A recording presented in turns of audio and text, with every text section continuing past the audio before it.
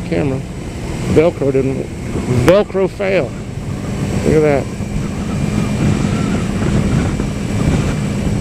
I saw like this new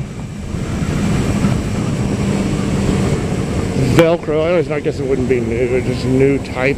Smaller loops and stuff like that. That people are using now to differentiate themselves to these other type of Velcro style. So they like a smaller micro Velcro is not going to stick to the more larger Velcro. Let's see. I'm just gonna let this guy go. Let me tell you, not to bore you anymore, but I've been doing that for my community going on 4 years. I got re-elected. It's not like you get paid though, it's all voluntary. I figured though I live there, might as well try to help keep it great. Because we did have a gang problem at one time, and that was one of the main things. And what here, I think the story that led to me getting on the HOA board is quite interesting. I don't remember the year exactly,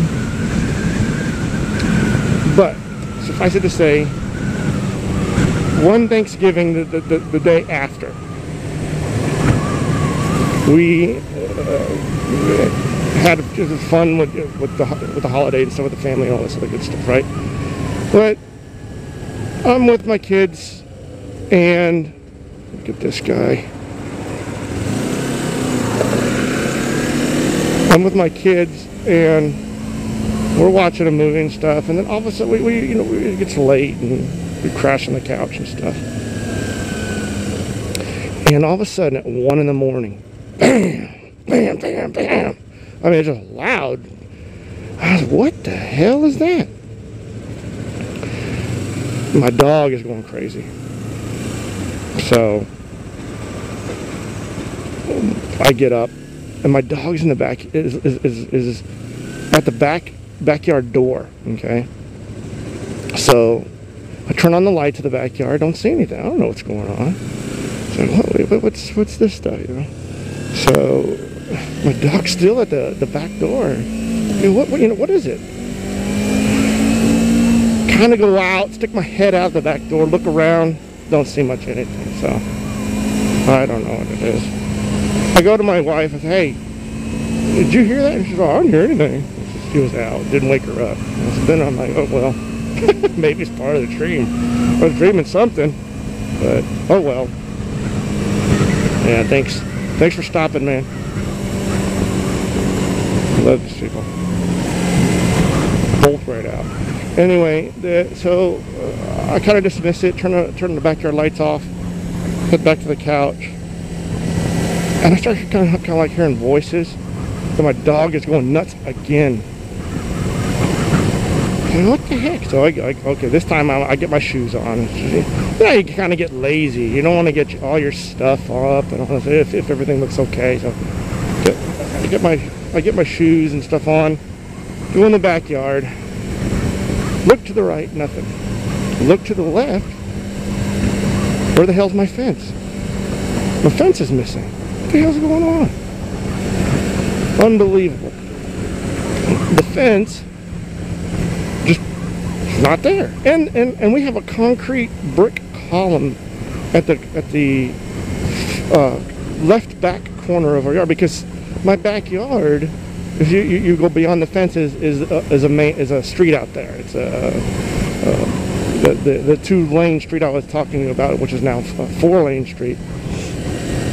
And so I was like, oh, wow. And then I hear kind of like a screaming and a wailing, and it's on the whoa.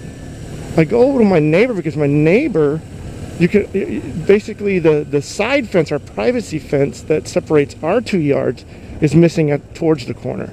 So I go there, and what do I see? I see a Chevy Silverado upside down, pushing the fence, and the driver, who's drunk. Oh no, I'm sorry.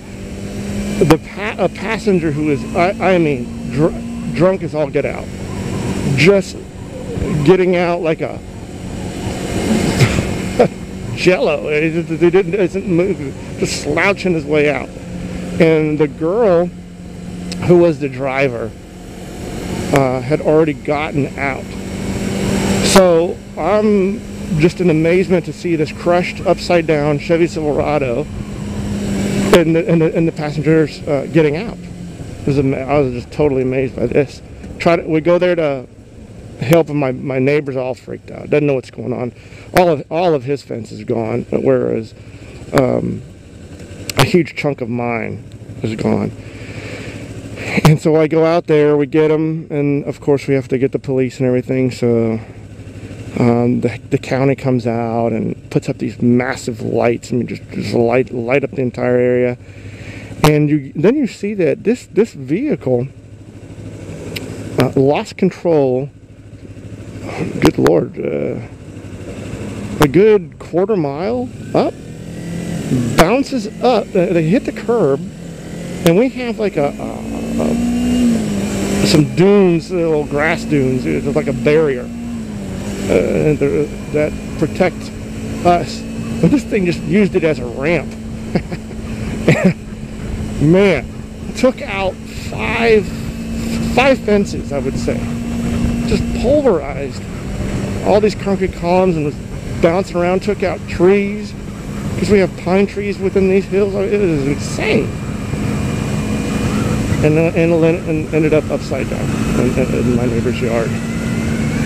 I mean, if I think any more momentum, at the way it was angled, it would have hit my breakfast area of my house, the corner of my house. And just amazing how this occurred. So it turns out the lady, her story was that the boyfriend was so intoxicated that he fell over her and caused her to lose control of the vehicle. But when the county sheriffs came out, they tested her and took her away for being under the influence. I don't think it was alcohol, but it was something else. They just took her away for having that. So quite the ordeal. But how does this lead to getting me on the board? Well, we went through all the rest of November, all of December, and then into January before we could even get our fences up. This is ridiculous. Nothing was happening, and emails going out. They don't know what the hell's going on. Oh, hell no. This is not going to happen. Not going to happen. So I meet the president at the time of the Homeowners Association, and I was like, well, how can we get involved in doing stuff? Oh, just, do what you did and blah, blah, blah. It's fine. Well, all right, okay. So,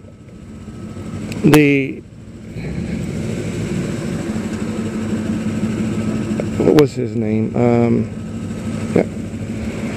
Well, all right, let's put it this way. About a year after that, because I'm still pissed and livid, but a year after that, I'm at my voting district. This is for the Texas primaries in 2008, which Hillary won the main vote and Obama won the caucus vote. And in my district, I can just tell you, because I was running the both caucus, that there was almost no line for Hillary. So I guess other districts were doing great with her, but I think Obama took more electoral votes than she did. She took the popular and he took the electoral because of the caucus, the way it worked out. Anyway, so I'm counting votes till 2:30 in the morning, and the other guy who's helping me happens to be the newly elected president of our community, and so we get to talking. But then we automatically get nominated to go to the county to be delegates because we're the only volunteers here, right? So he and I go to county as like think of it as a little miniature electoral college that represents the district to the county, right? Now I don't really agree with Obama's politics at all, but I'm a fair man in that, hey, I'll represent what my district voted for. You know, it's the whole point of representation, right? So I was happy to go, and I had never actually seen that much of a turnout during that 2000. I mean, the line went all the way around. That was the most impressive thing of anything, is that I've never seen that many people vote ever. So I thought it was quite an impressive sight to see that many people interested in voting and for politics and stuff like that. You know, regardless of whether you share, because I don't agree with Obama's politics at all. But you know, maybe some viewers do. It was an impressive turnout. And then from the county, I got elected to go to the state, which was an interesting thing. And while, okay, I jumped ahead of myself. While at the county delegation, where we have to cast our delegate votes, is where the new president asked me to come in and work with him on the board. And so he set me up. I had to run, you know, set up you set up a resume and all this other stuff, present yourself, and that's how I won. So I jumped ahead because before we went to state, I had already really been nominated to get on the board. And that's how I got on the board. So, wow, long video, guys. So I'm gonna cut it off.